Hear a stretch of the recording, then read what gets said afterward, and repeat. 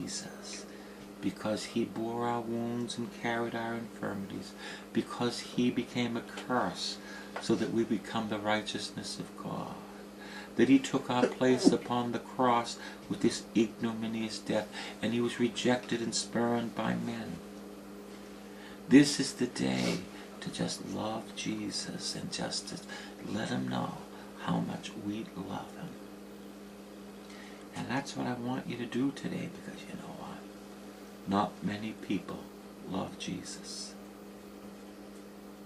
Not many people just love Jesus. That's why the other night in our miracle service, we saw great miracles. But you see, the context of miracles is loving the Lord.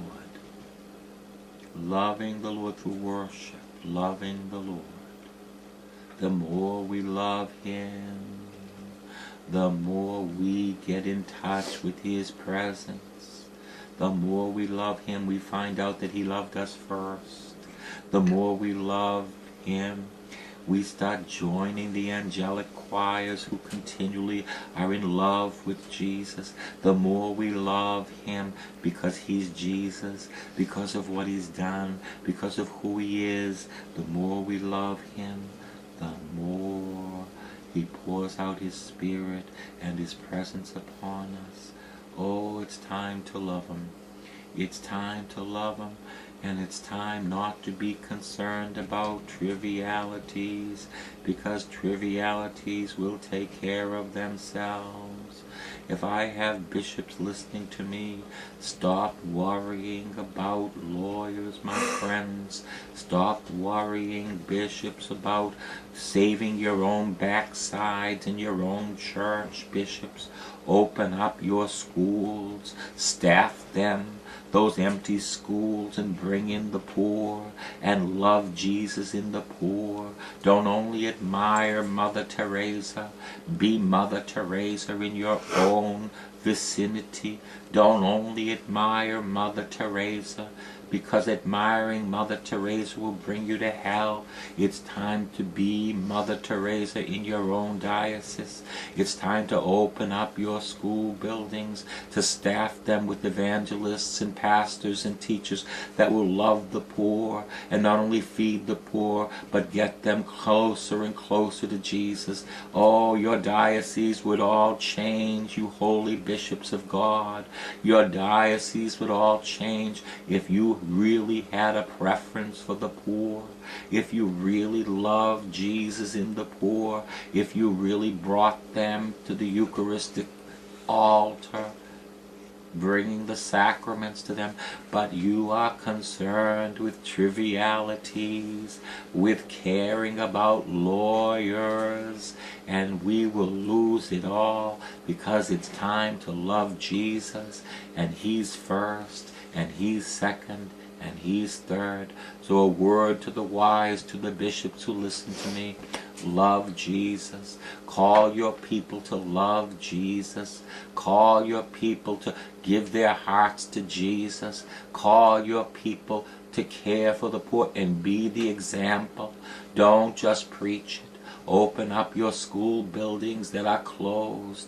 Open them up and staff them with holy men and women that would proclaim the gospel, that would pray with the sick. Don't care about lawyers. Lawyers have always cared about themselves, and you are caring about trivialities. It's time to love Jesus.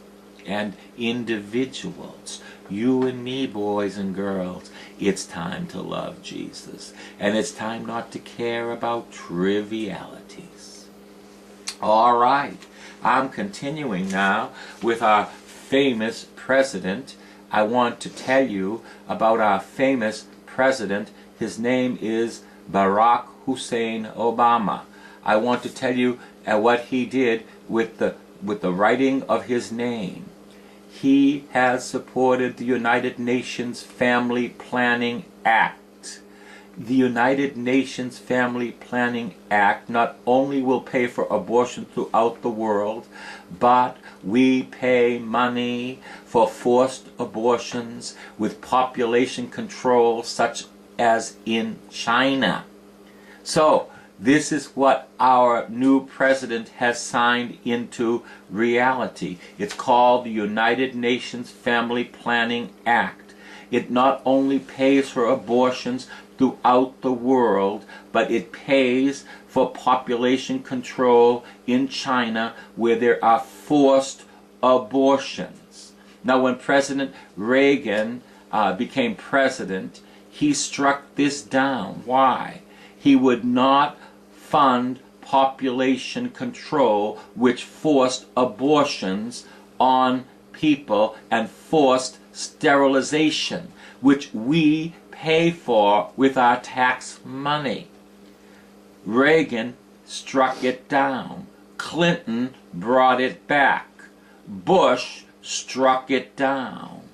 And Obama, Hussein Obama, has again brought it back. It's called the United Nations Family Planning Act. Let me also tell you this, what our president, his name is Barack Hussein Obama, is doing.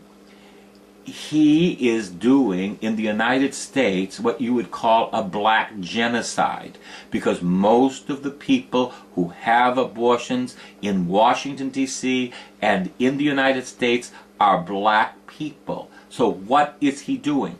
He is gathering the philosophy of what's her name? Margaret Sanger, which was to get rid of the blacks. Isn't that something? Get rid of the black. You would think that the black president would hail the cause of the blacks. Oh no.